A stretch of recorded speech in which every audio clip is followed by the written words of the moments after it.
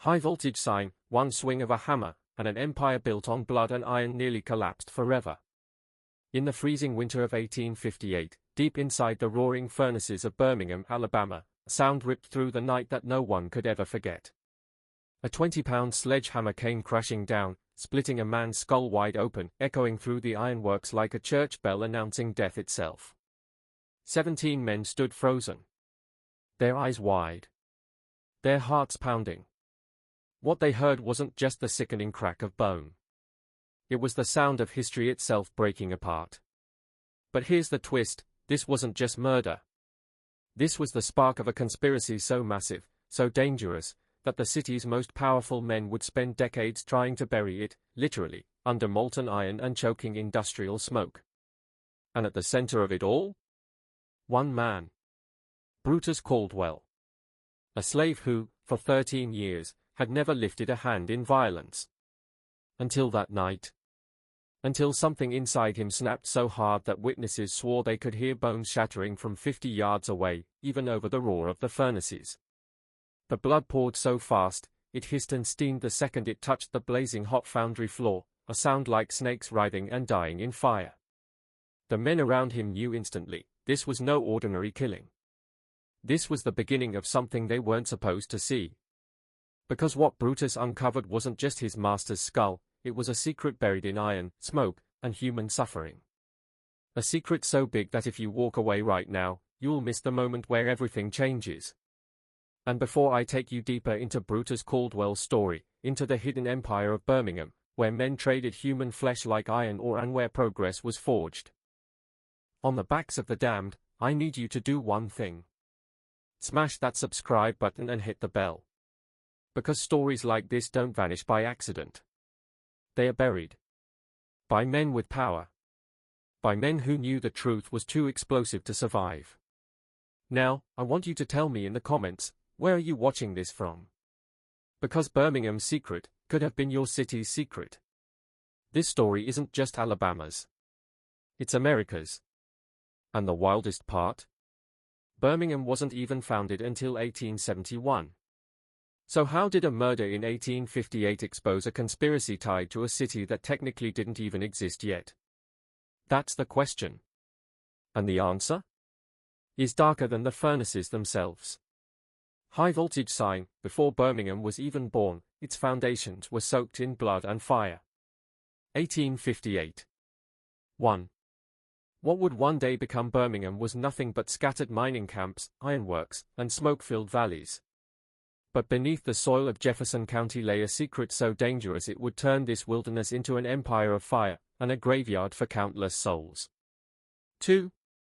The Cherokee once called these hills sacred. Their burial grounds dotted the land like silent prayers left behind. But settlers didn't see prayers. They saw power. Because buried in the dirt was a perfect storm, iron ore, coal, and limestone, the ingredients to build America itself. The ground was practically begging to be ripped open. Iron so shallow you could scrape it out with your fingernails. Coal veins stretching endlessly, waiting to fuel furnaces that never slept. And limestone cliffs rising like stone cathedrals, just waiting to be shattered. It wasn't just geology. It was a loaded gun pointed at the future. A ticket to unimaginable wealth for some, and a nightmare for everyone forced to feed the fire. And at the center of it all stood a man who would change everything, Cornelius Sloth. He was small, barely 5'6", with hair turned gray too early and eyes like shards of winter ice. But his ambition? It was terrifying. Where planters in Alabama clung to cotton and tradition, Sloth saw something far bigger. He wasn't interested in crops that could rot, or fortunes destroyed by a single storm. He saw destiny written in molten metal, railroads stretching across the continent, bridges carved out of fire, cities rising from smoke. When Sloth arrived in Alabama in 1847, he carried letters from northern industrialists and a head crammed with ideas. But what he found shocked him. A land rich in raw materials but starved of knowledge. Planters too proud to embrace industry. A South too arrogant to imagine factories. To most men, it looked like failure waiting to happen. To Sloth, it looked like opportunity. And he had the one resource no machine could match: human lives. Enslaved men and women, bodies he could grind into dust with no consequences. Where others saw people, Sloth saw fuel. So he built his empire of iron. His furnaces roared day and night, blackening the sky, drowning the valleys in smoke. The ground trembled with every hammer strike. His factories didn't just run on coal and ore. They ran on blood. And the terrifying truth? This was only the beginning. Because what Cornelius Sloth unleashed in Alabama would not only change the South, it would lay the foundation for a conspiracy so dark, so buried, that history itself tried to erase it. The furnaces of Cornelius Sloth didn't just eat coal, they devoured human lives. By 1855, the Sloth Iron Works had risen like a monster in Jefferson County, the largest industrial operation in the region. Its fuel? Over 300 enslaved men worked like expendable cogs, bodies fed to the fire just as recklessly as the coal they shoveled into the flames. The furnaces roared at over 2,000 degrees Fahrenheit, turning the foundry floor into something ripped straight from the Bible's descriptions of hell. The air was so thick with smoke and burning metal dust that every breath felt like a punishment. 16-hour shifts meant lungs filled slowly with poison, iron dust grinding into their flesh from the inside out. Death was everywhere. The mortality rate at Sloth's furnaces was 3 times higher than that of plantation slaves. But Cornelius Sloth didn't flinch. To him, lives were replaceable. He could always buy another man from the failing plantations of Virginia and the Carolinas. Ore was finite. People were endless. His math was cold, brutal, and terrifyingly simple: work men until they collapse, replace them with new bodies. It wasn't industry.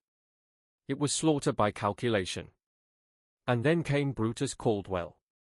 The spring of 1855. Brutus was sold off the estate of a ruined Virginia tobacco planter, Harrison Kendall, a gambler who had lost almost everything but still knew the worth of the strongest man he owned. For $1,200, a massive sum for the time, Sloth purchased Brutus, a towering figure of muscle and silence. Kendall's words were chilling: "The finest piece of property I ever owned. Strong as an ox. Smart enough to follow instructions, but not smart enough to cause trouble." But that last part? It would turn out to be the deadliest mistake anyone ever made about Brutus Caldwell.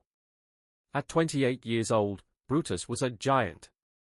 6'3" in a time when most men barely scraped 5.5. Shoulders as wide as an ox yoke, forged by years of swinging axes and dragging timber. His hands? Thick, calloused, powerful enough to wrap around a sledgehammer like it was nothing more than a dinner fork. His copper-toned skin carried scars like battle medals, whip marks etched across his back, burns melted into his arms, leather-thick calluses from years of fire and chains. But it was his eyes that people never forgot. Dark. Intelligent. Eyes that saw everything. They catalogued every whip crack, every insult, every act of cruelty. Silent eyes that remembered.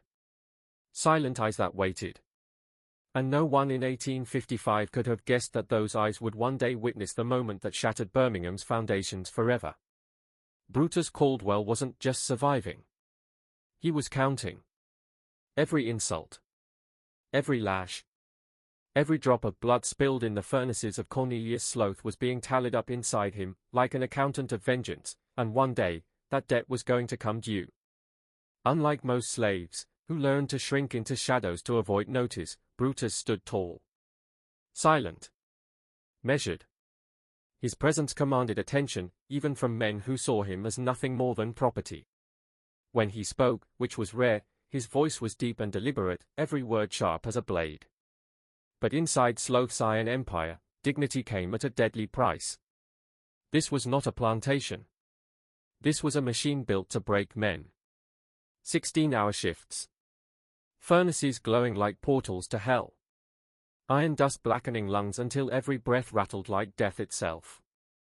One slip of focus near the machines, and a man could be crushed in seconds, erased without a trace. Brutus was thrown into the most brutal role of them all, the sledge gang. Their job?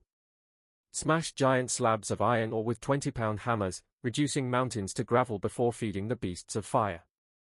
Most men lasted 5 years before their spines shattered or their lungs gave out. Some lasted less. But Brutus wasn't most men. Where others collapsed after 6 hours, Brutus went 10, swinging with a precision so relentless, so mechanical, it felt inhuman. Boom. Crack. Boom. Crack.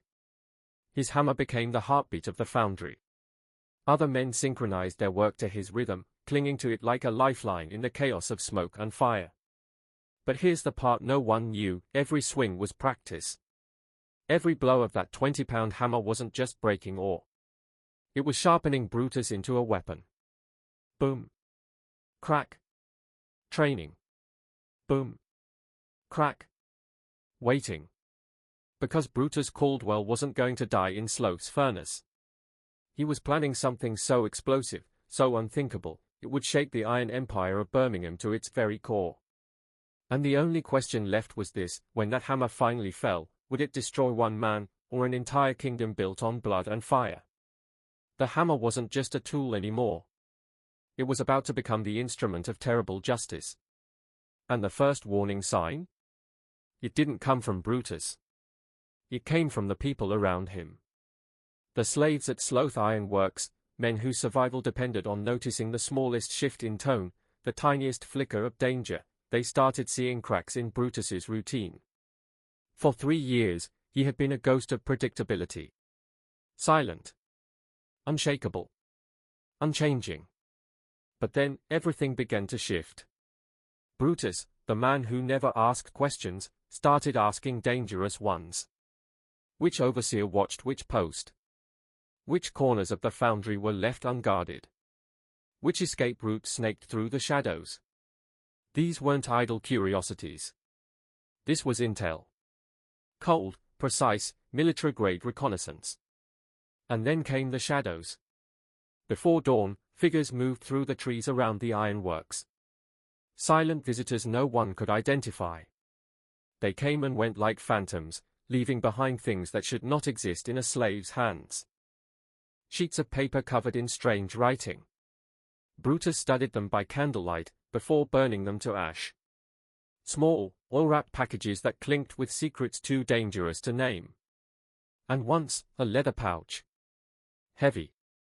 Metallic. Coins, maybe. Or something far deadlier. Every object whispered the same impossible truth: Brutus Caldwell had a lifeline to the outside world. Somehow, he had built connections beyond the fences of hell. Someone out there wanted him to succeed. Someone out there was feeding his fire. Samuel Hutchkins, a fellow slave, later swore he saw Brutus hunched over a notebook, writing. Not scratching marks in the dirt. Not carving symbols in wood. Writing. With a pencil stub so worn down it was barely bigger than a fingernail. Think about that: in a world where knowledge itself was outlawed, Brutus Caldwell was secretly learning, planning, and preparing. Every question. Every shadow. Every stroke of that pencil was counting down toward something so massive, so earth-shattering, it would turn the furnaces of Sloth Iron Works into the stage for the most dangerous gamble of the decade. And the clock was ticking.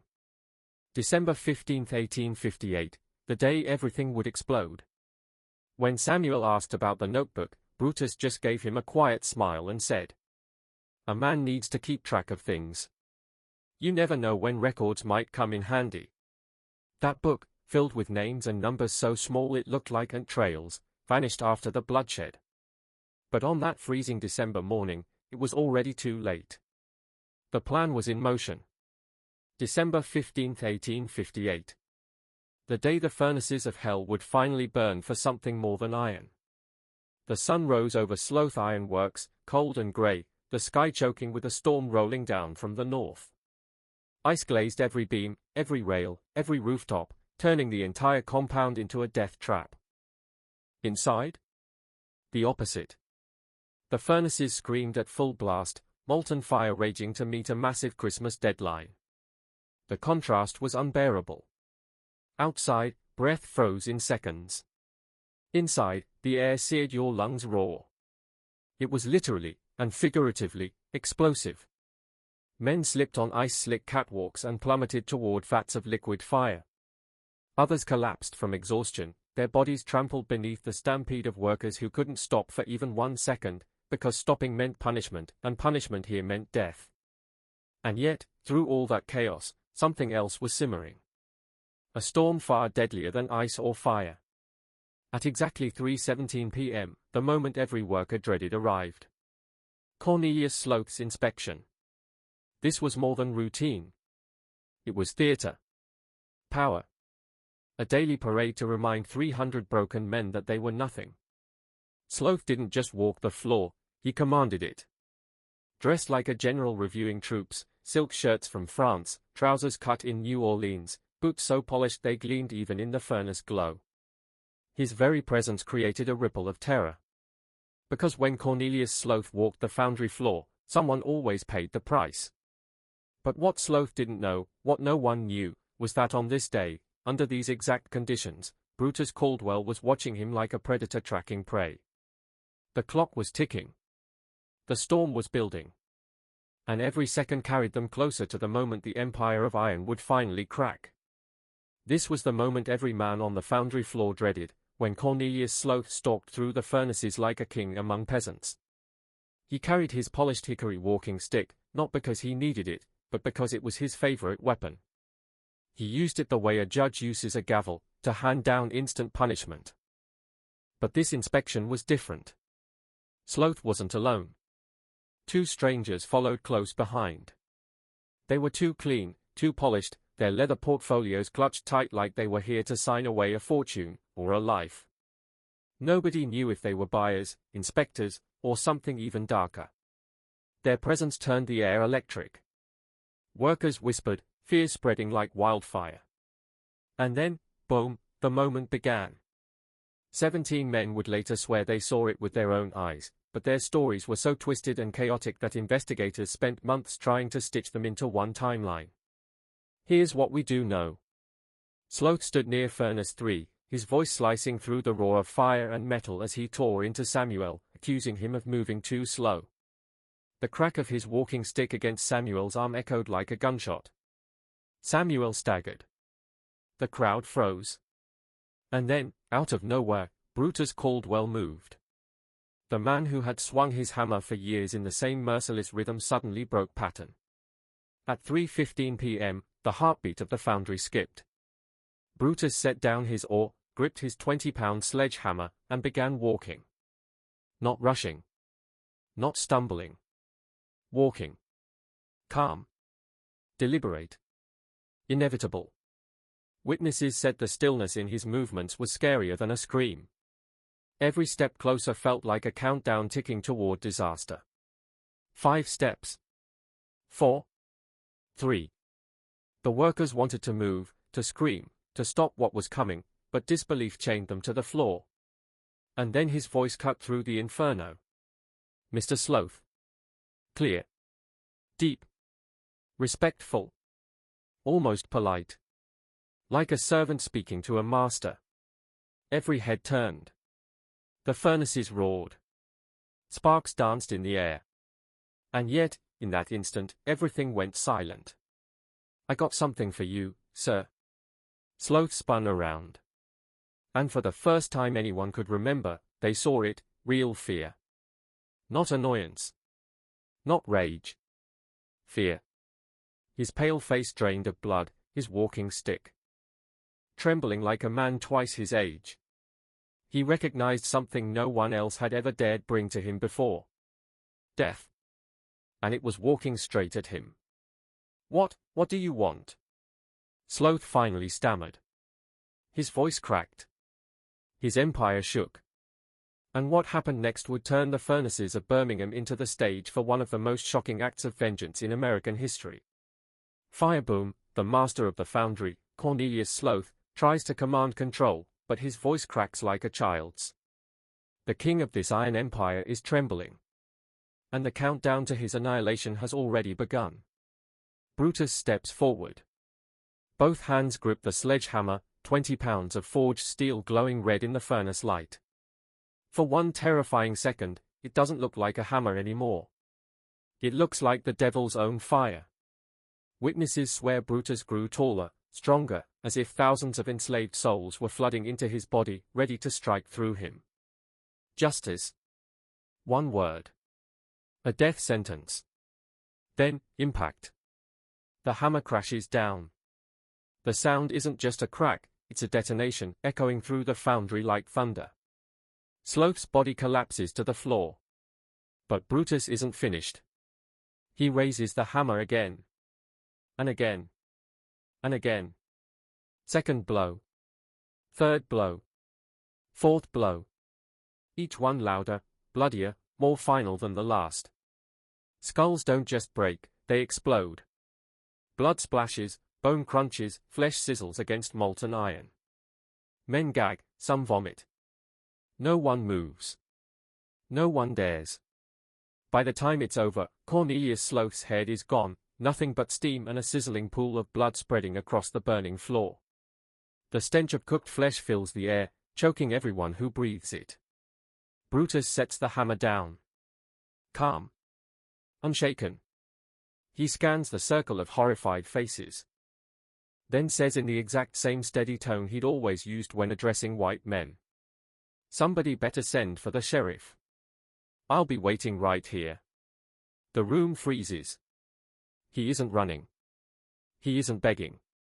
He's daring the system itself to come for him. And when word spreads, shockwaves rip through Alabama, through Montgomery, through the highest circles of the South's elite. This isn't a rebellion. This isn't chaos. This is calculated.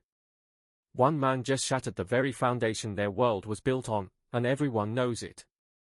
Within 2 hours, Sheriff Thomas Whitfield storms into the Sloth Iron Works with 12 armed men, bracing for carnage, expecting more dead bodies on the floor.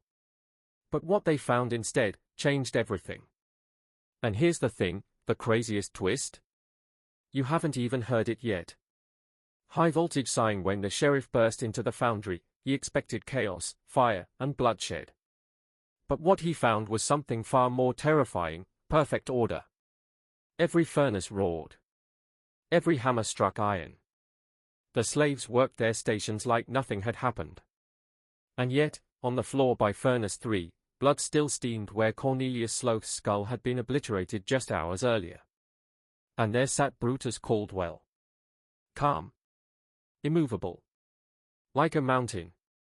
His massive hands rested neatly in his lap, his face serene, as if he hadn't just committed one of the most shocking murders in Southern history, but had instead been freed from some unbearable weight. The sheriff's men aimed their rifles. Shackles clanked. But Brutus didn't flinch. He didn't fight. He simply stood, surrendered, and spoke with the same quiet dignity he had carried his whole life.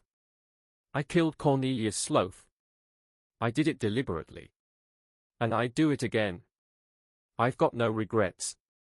The air froze. But then came the twist that made every man's blood run cold. When asked why he had done it, Brutus didn't point to anger. He didn't point to rage. He whispered something darker. Ask his ledgers, Sheriff. Ask what he wrote in his private books. Ask what he did to the ones who came before me. Ask why 43 people went away from here and never came back. 43. The number hung in the air like a curse. The other slaves kept working, their faces blank masks. Questioned one by one, they swore they knew nothing. No ledgers. No missing people. No secrets. Just another day in the foundry. And yet, every man there could feel it. Brutus had pulled back the curtain on something monstrous. Because this didn't look like rebellion. It didn't look like rage. It looked like a storm carefully planned, perfectly executed, and designed to reveal something far bigger than one man's death. Sheriff Whitfield had seen uprisings before. He knew the patterns: rage after a whipping, fury after a family torn apart. But this was different. Calculated. Controlled. And the fact that every slave in that foundry acted like nothing happened might just mean Brutus wasn't working alone. And here's the chilling part: the truth hidden in those ledgers? That was only the beginning. High voltage sign. This wasn't chaos. This wasn't rebellion. This was a mission. Brutus Caldwell stood there like a man who'd already run the numbers, already chosen the outcome, already accepted the cost. His clothes were clean. His voice steady. His every move screamed calculation. This wasn't rage, it was execution. A plan, carried out to perfection. And then came the reveal that turned Alabama's ruling class upside down. When Sheriff Whitfield stormed Cornelius Sloth's office, what he uncovered made hardened lawmen tremble. Hidden behind stacks of ironworks ledgers and business accounts were books unlike anything they had ever seen. Sloth had been keeping meticulous, monstrous records. Every page, a cold-blooded experiment. Every line, a formula of suffering. Slaves weren't people in these ledgers, they were data points. Test subjects. Numbers in a horrific equation. How long could a man swing a hammer with no food before he collapsed? How many pounds could a woman lose before her body shut down? How little sleep could a child endure before breaking? Sloth had tested it all. And the records didn't stop there. He had tracked punishments like a scientist, which tortures gave the best output boosts. Which threats kept families compliant the longest. Which men could be pushed to the very edge of death before productivity dipped.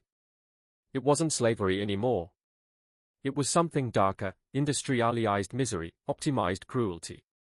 And then came the most damning discovery of all. A series of entries that hinted at something beyond whippings, hunger, or sleepless nights. Something so twisted it made every deputy in that office stop cold. The kind of secret that couldn't just topple a man like Cornelius Sloth. It could set fire to the very foundation of the South itself. Police cars revolving like this is it. The discovery that turned a murder into a revolution. Police cars revolving light. When Sheriff Whitfield cracked open the hidden correspondence, he wasn't just holding paper, he was holding dynamite. Every page linked Cornelius Sloth to a man whose name carried terrifying weight across the South, Dr. Josiah Nott. Not some back-alley quack, but a respected physician, a man quoted in courts, funded by universities, praised in journals. And now, his personal letters revealed the unthinkable. Sloth had been supplying him with living human beings, enslaved men, women, even children, shipped off in modified railroad cars like cattle. Except these weren't passengers. They were specimens. Payment on delivery, up to $500 a head. The experiments? Pure nightmare fuel. Surgeries without anesthesia. Deliberate infections to watch disease spread. Terminal studies where no subject was ever meant to return. The letters stripped away every layer of humanity. Skin tone, muscle mass, age, health, listed clinically, like traits on livestock. To them, these weren't people. They were data points. Bodies to be broken in the name of science. And here's the chilling twist. Dr. Nott's findings weren't buried in some dark corner of history. They were celebrated. His research became the backbone of Southern ideology, cited by judges, echoed in speeches, used to justify the very existence of slavery. Whitfield froze as the realization hit, exposing this wouldn't just topple one man's reputation. It would collapse the entire intellectual foundation the South leaned on to defend human bondage. But the letters didn't just whisper of cruelty. They screamed of systematic murder disguised as medicine. And if these pages went public, the South's carefully constructed empire of lies would detonate. High-voltage sign, and yet, hidden deeper in the correspondence was a revelation so dangerous, so explosive, it made everything before look tame.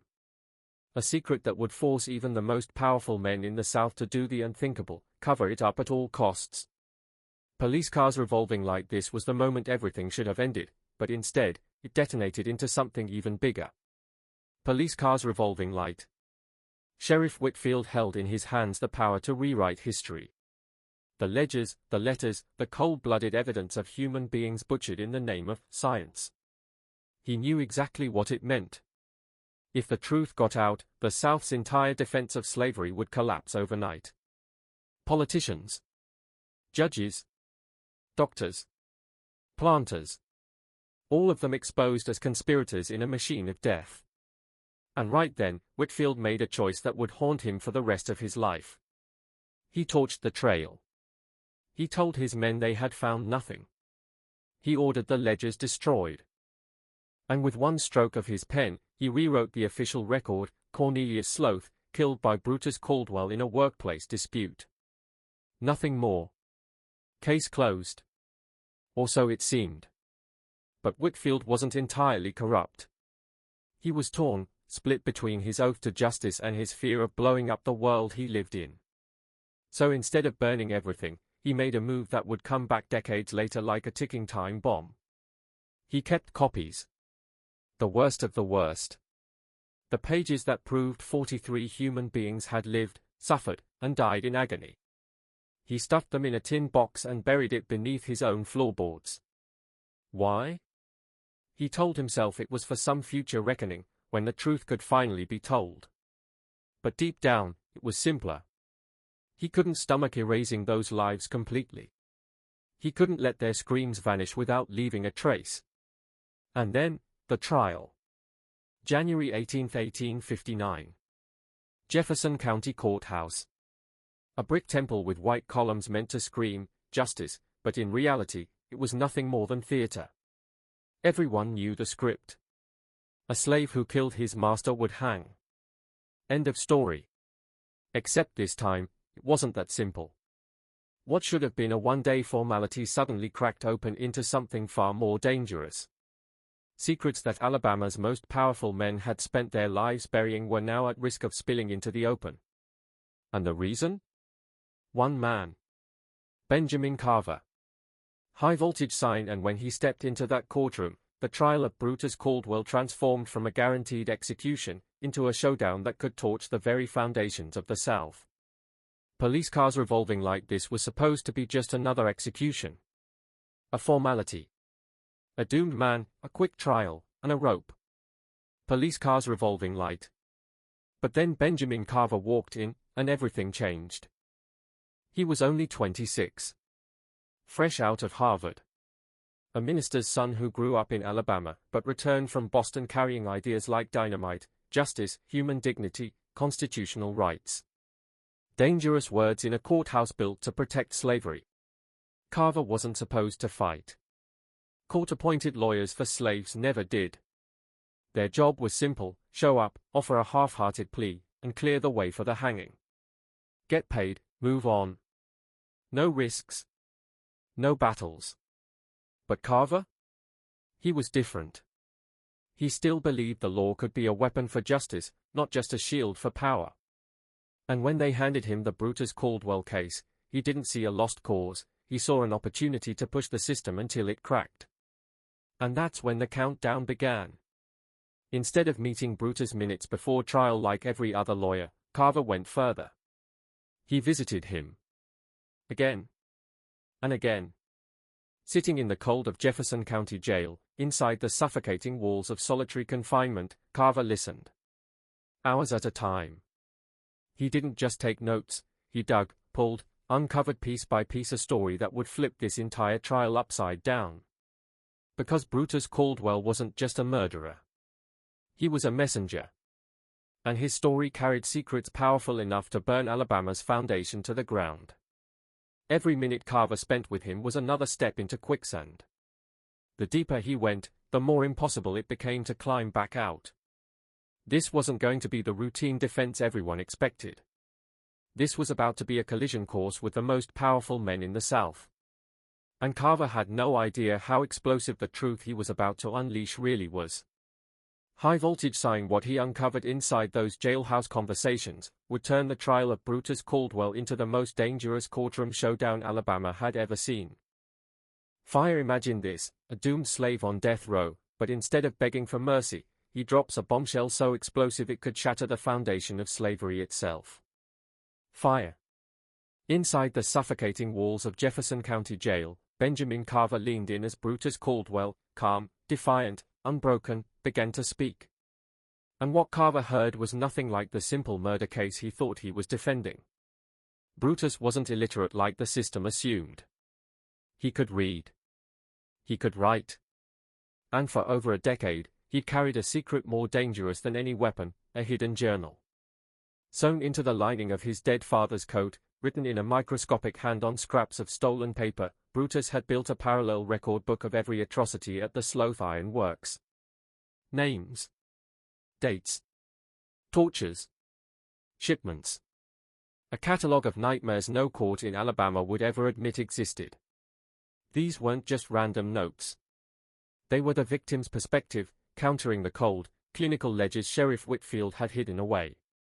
And together, they told the full, horrifying story. Brutus had seen it all: slaves drugged and strapped into modified railroad cars, fitted with restraints and crude medical equipment, transported like animals to Mobile. He had counted every shipment. He had tracked every name. And then came the gut punch: his own name had appeared on the next transport list.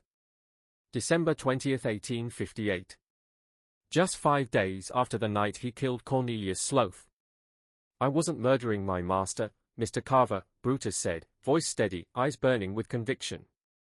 "I was fighting for my life, and for every man, woman, and child in those quarters.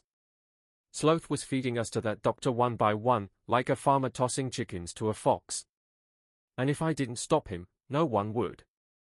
If I got shipped off to Mobile, there'd be nobody left alive who understood what was happening, nobody who could warn the others." Explosion symbol. At that moment, Carver realized he wasn't just holding testimony. He was holding a detonator, evidence so powerful it could blow open the trial, rewrite the law, and force Alabama to face the possibility of slaves having a right to defend their lives. Explosion symbol. But every second the clock ticked, the danger multiplied. Because if Brutus's journal made it into the courtroom, it wouldn't just expose Cornelius Sloth. It would unravel the lies the South had built its entire system on. And Carver? He had to decide if he was brave enough, or reckless enough, to light the fuse. High voltage sign. The trial was no longer about guilt or innocence. It was about whether one man's hidden scraps of paper could crush the pillars of slavery itself. High voltage sign. Fire. Imagine stepping into a courtroom where the stakes aren't just life and death, they're the entire foundation of the South's power. One wrong word, and Benjamin Carver could end up ruined, hunted, maybe even dead. But one right move? He could expose a conspiracy so massive it would shake Alabama to its core. Carver knew Brutus's journal was dynamite. Inside those fragile scraps of paper were names, powerful names. Railroad executives, judges, government officials. Men whose signatures had legalized human cargo, men who had hidden behind property laws to justify torture and death. If Carver pushed too hard, these men wouldn't just fight back, they'd burn him alive, figuratively or literally. So he designed a strategy that was as brilliant as it was suicidal. Instead of hurling accusations, he would turn the courtroom into a trap. His plan? Subpoena the very men Brutus had exposed, call them as character witnesses for Cornelius Sloth. Then, slice them apart piece by piece, forcing them to reveal their own guilt without ever realizing what he was doing. And at the center of his trap, Dr. Josiah Nott. The arrogant mastermind whose obsession with scientific progress had fueled the nightmare. Carver knew Nott's ego was too massive to resist. Give him a stage, give him an audience, and he would brag himself straight into damnation. January 23, 1859. The Jefferson County Courthouse. The room buzzed with heat and whispers as Dr. Nott strutted forward. Tall, silver-haired, radiating authority, he looked untouchable. His tailored black suit gleamed, his silk vest shimmered beneath the gaslight, a gold watch chain glinting like a medal of honor. This was a man who believed he was science incarnate, his word above question. He didn't know Carver had already set the noose. The courtroom fell silent as Nott placed his hand on the Bible, swearing to tell the truth. He expected nothing more than routine questions, another moment to display his brilliance. But Carver was about to flip the script. Every second was a countdown. Every question a loaded chamber. And when the trigger finally got pulled, it wouldn't just be Nott on trial, it would be the entire system he represented. High voltage sign. The trap was set. The question was simple: would Dr. Nott's pride make him immortal in Southern science, or destroy him in front of the world? High voltage sign. High voltage sign. The trap finally snapped shut. High voltage sign. Dr. Josiah Nott entered the courtroom like a king among peasants, his black wool suit pressed to perfection, his boots polished to a mirror shine, his gold watch chain catching the light like a badge of invincibility. He expected nothing more than a quick appearance, say a few polished words about Cornelius Sloth, celebrate his contributions to Alabama industry, and leave with his reputation even more untouchable than before. At first, it went exactly that way. Under the prosecutor's gentle questions, Dr. Nott painted Sloth as a visionary, progressive businessman who valued slave health, who consulted medical professionals to ensure their care, who ran his empire with enlightened efficiency. Every word sounded rehearsed, a performance meant to cement Sloth as a model master. The courtroom nodded along. Then Benjamin Carver stood. His voice was calm, almost casual, but beneath it was the crackle of dynamite waiting to go off. Dr. Nott, you've described Mr. Sloth as someone who regularly consulted with you on the care of his slaves. Can you tell the court more specifically about the nature of these consultations?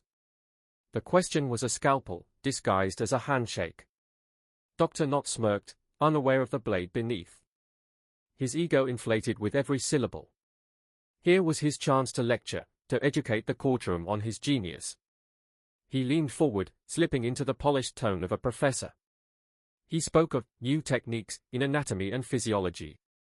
He bragged about advancing medical knowledge through direct observation, through experimentation, through results that deepened understanding of racial differences. The words rolled out like a lecture at a medical academy, calm, authoritative, dripping with arrogance. But to the packed courtroom, the air shifted. His tone was polished, but the content? It was monstrous. My research with Mr. Sloth, Nott declared proudly, involved the scientific study of Negro physiology.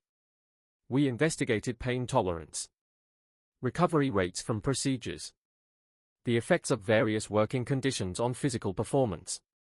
It was groundbreaking work.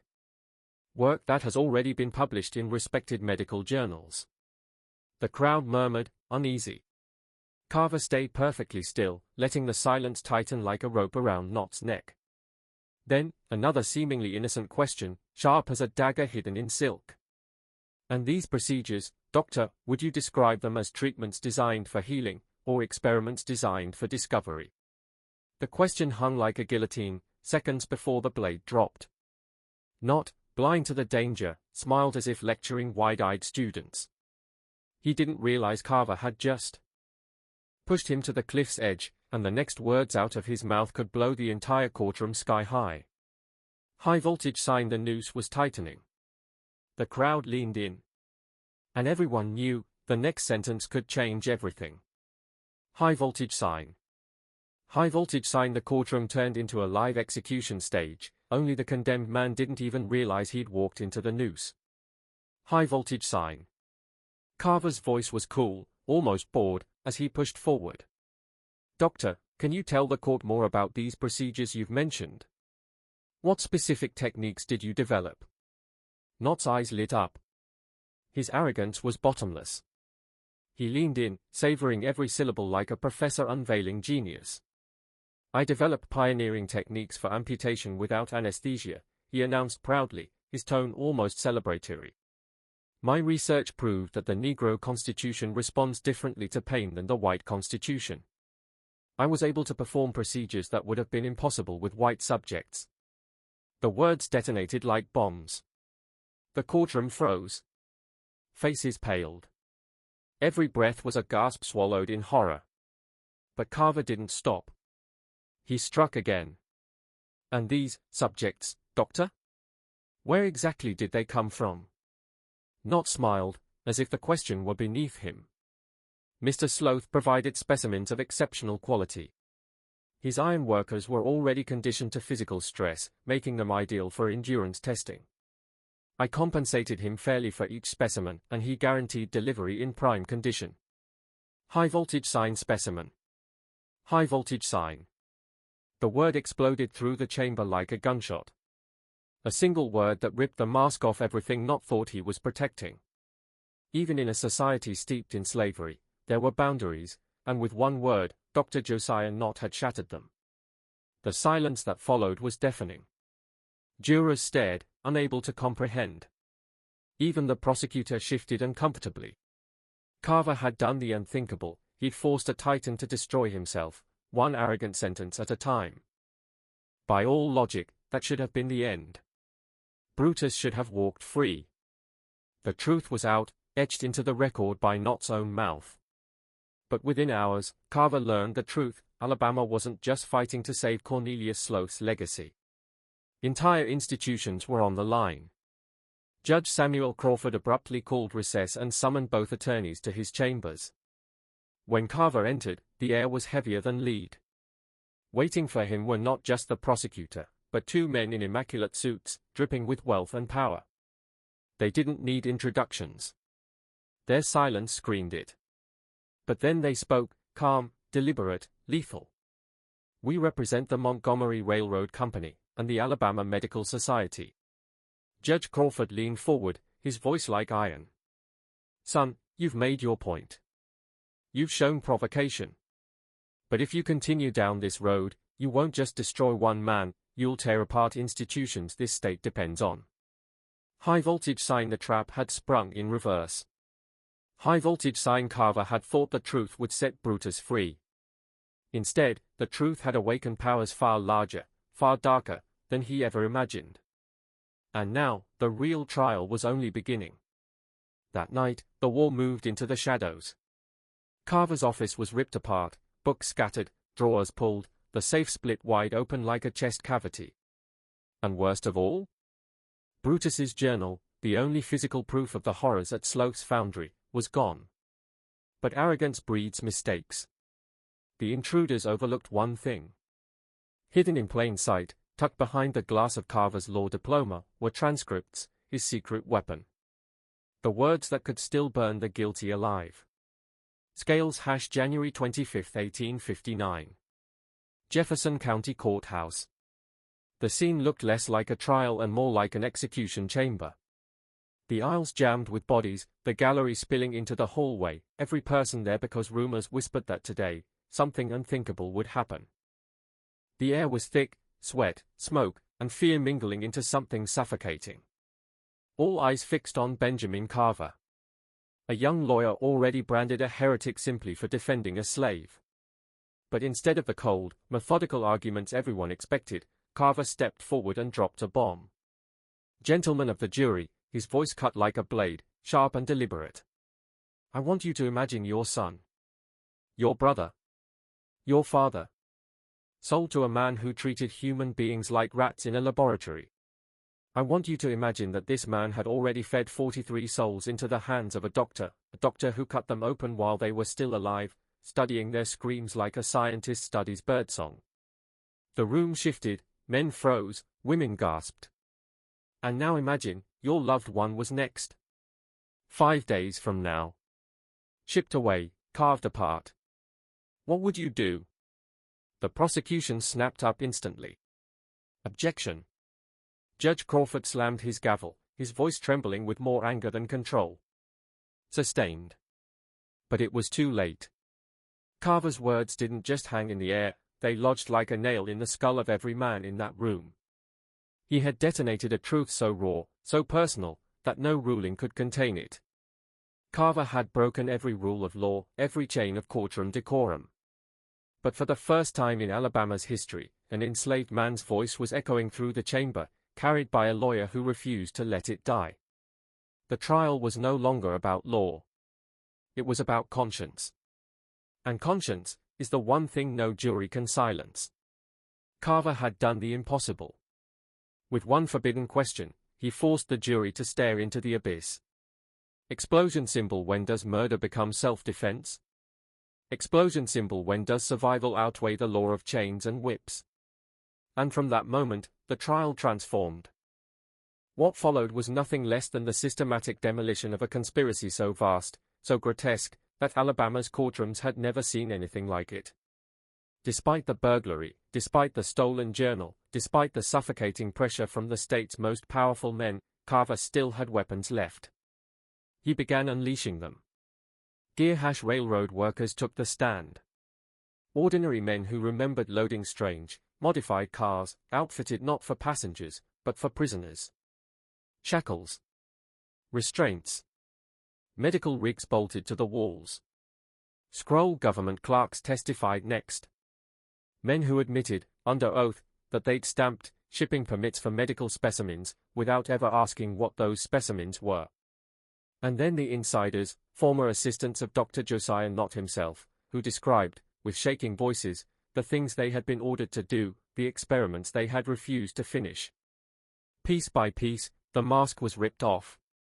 The audience, farmers, merchants, housewives, who had walked in expecting a simple murder case now sat trembling as they realized the truth. Cornelius Sloth was never a lone madman. He was a cog in a machine. A machine of blood and iron, fueled by human lives, protected by law, and justified by science. The tension detonated when Carver called Dr. Nott back to the stand. The doctor walked slowly this time, his silver hair damp with sweat, his arrogance cracked. The crowd leaned in as Carver's voice shifted. He was no longer the humble defense lawyer. He had become the executioner. Dr. Nott, Carver said, his words striking like hammers, you've heard your own assistants testify. Do you deny amputating the limbs of living men without anesthesia? The courtroom went silent. Nott's lips trembled, but pride held him. I was conducting legitimate medical research, he declared, his voice rising in desperation. But the walls were closing in. Everyone could feel it. And in that moment, the great doctor, once untouchable, once worshipped, was no longer testifying. He was drowning. Dr. Nott tried to hold his ground. But his voice, once booming with authority, was cracking under the weight of Carver's blows. Carver's questions landed like gunshots. Knife, do you deny infecting children with disease, just to watch how it spread? Knife, do you deny cutting into pregnant women, to study their unborn? Knife, do you deny amputating healthy limbs, in the name of science? Each denial came weaker, each excuse thinner, until the proud doctor who thought himself untouchable now looked like a broken man, cornered and exposed before the entire South. But then came the witness no one expected. The prosecution had called her to protect Sloth's honor. To portray him as the noble master slain by a violent slave.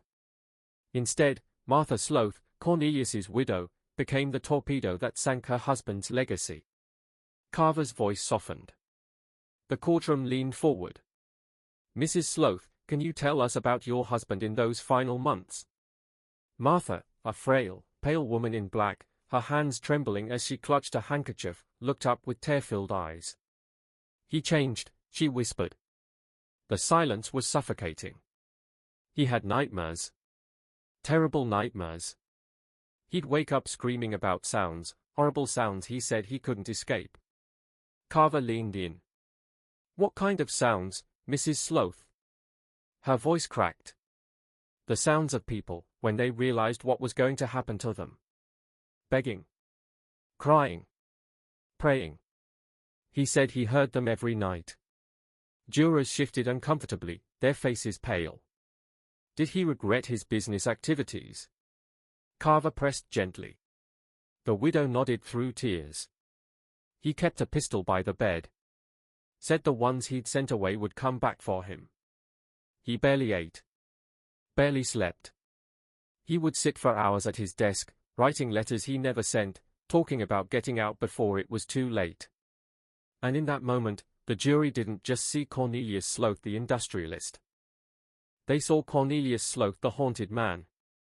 A monster who couldn't outrun his own ghosts. The courtroom wasn't just listening anymore. They were feeling. The courtroom had already been shaken. But what Martha Sloth revealed next, shattered it. With trembling hands, she told the jury about a hidden safe, buried behind a false wall in the basement of her home. My husband said, if anything ever happened to him, I should tell the authorities where to find it. He said, there were things inside that needed to come to light. The room erupted in whispers. Judge Crawford, stone-faced, gave the order. Sheriff Whitfield left the courthouse under guard, and when he returned, he carried a heavy leather satchel, its weight far greater than the papers inside. The sheriff laid it on the defense table. And when he opened it, history itself spilled out. Scroll financial records, over $20,000 in payments from Dr. Nat to Cornelius Sloth, blood money. Scroll shipping manifests, detailing medical specimens, discreetly transported from Birmingham to Mobile. Scroll official correspondence, proof that government clerks had greased the wheels, moving human cargo across state lines under the mask of legality. But then, one final piece silenced the room. A single letter. Written by Cornelius Sloth himself. Dated just 5 days before Brutus killed him. Addressed to his wife. Never sent. Judge Crawford ordered it read aloud. The clerk's voice trembled as he spoke.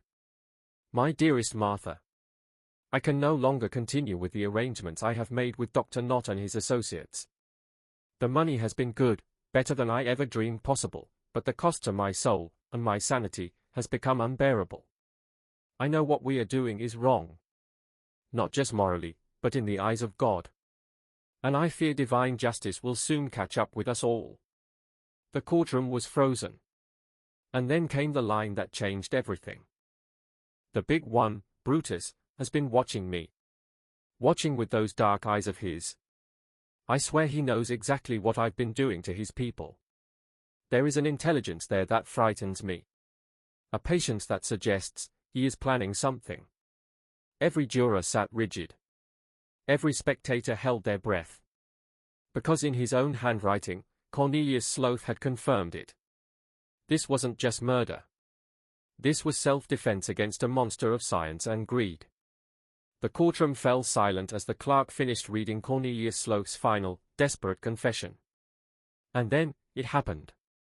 For the first time in Alabama history, a jury of 12 white men returned with a verdict that no one could have imagined just days earlier. Not guilty. By reason of self-defense. The room exploded, spectators gasping, some even applauding. In a single stroke, Brutus Caldwell, an enslaved man, had been recognized not as property, but as a human being with the right to defend himself against torture and death. The jury foreman, a wealthy cotton merchant, later told reporters. The question wasn't whether Brutus killed his master. The question was whether any man, regardless of his color, has the right to defend himself against being cut apart alive. Once we saw that letter, once we understood what was happening in that foundry, the decision was clear. For a fleeting moment, it felt like the entire system had cracked. Like truth had finally punched through the lies. But celebration turned to ashes. High-voltage sign within 6 hours, agents from the state attorney general's office stormed into Birmingham with fresh charges in hand. Brutus was accused of destruction of property, conspiracy against interstate commerce, inciting slave rebellion, interfering with medical research. Each charge more absurd than the last. Because the message was clear, the powerful would never allow this verdict to stand. Brutus Caldwell had won a battle. But the war for his freedom had only just begun. Explosion symbol. Imagine this, a jury just did the unthinkable, they declared a slave not guilty for killing his master. For one brief, impossible moment, justice actually won. But then, the state of Alabama slammed its fist down. Governor Andrew Moore himself issued a chilling decree, this verdict would never become precedent. Brutus Caldwell would not walk free. He'd stay locked up, while prosecutors cooked up new charges to bury him forever. The message was loud and clear, no slave would ever be allowed to believe they had the right to resist. And just like that, the trial that should have changed history became a political nightmare. Benjamin Carver, the lawyer who risked everything to defend Brutus, paid the price. His career was obliterated overnight. No Southern firm would touch him again. But instead of crawling away in shame, Carver transformed into something far more dangerous, a ghost inside the system.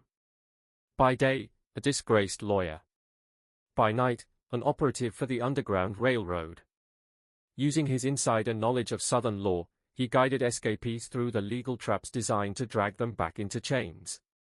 And in secret, he smuggled transcripts of Brutus's trial north, where abolitionist newspapers splashed them across their front pages like dynamite.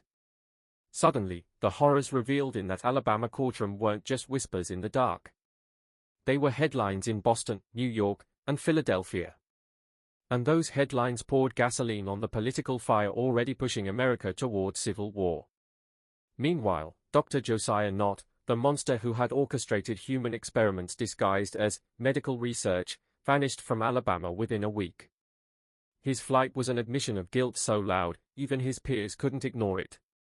The medical community shredded his reputation, stripped his credentials, and slammed every door in his face. The man who once played God with human lives ended up roaming dirt roads as a traveling patent medicine salesman, hawking worthless tonics to farmers who had no idea who he really was. By the time he died in 1873, penniless and forgotten, his once feared theories on racial medicine had been annihilated. Not by science. Not by progress. But by the courage of a single man who refused to go quietly to the knife.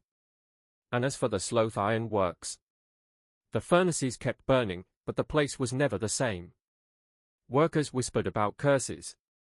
About screams in the smoke. About a foundry where one man's fight for survival had cracked the mask of an entire society. Because Brutus Caldwell's case wasn't just a trial. It was a countdown.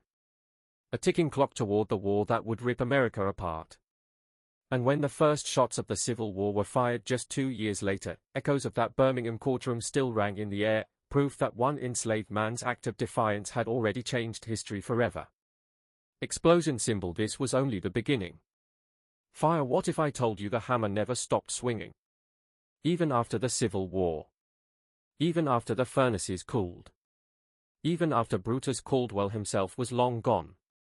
The Sloth Iron Works, once the empire of cruelty, never recovered from the scandal. When slavery ended, the same men who had once been forced to bleed and sweat inside those walls came back as free laborers. But this time, they had a choice. And they refused to work under the same inhuman conditions. Productivity collapsed. Profits crumbled. Ownership flipped hands again and again. By the time the doors finally shut in 1971, foreign competition wasn't the only thing that killed it. The ghosts of the past had already hollowed it out from the inside. But the strangest part? Workers claimed the past literally refused to stay buried. Night crews swore they heard it, the boom. Boom. Boom. A 20-pound hammer slamming metal in a perfect rhythm. Brutus Caldwell's rhythm. The same steady strikes that once shook the foundry floor. The sound would echo through empty warehouses. Always moving. Always vanishing just before anyone could track it down. And this wasn't once, or twice. It happened for decades. Over 100 years of reports. Too many workers. Too many reliable witnesses. The legend became Birmingham's darkest industrial folklore, the ghost of Brutus Caldwell still working, still reminding the city of its sins.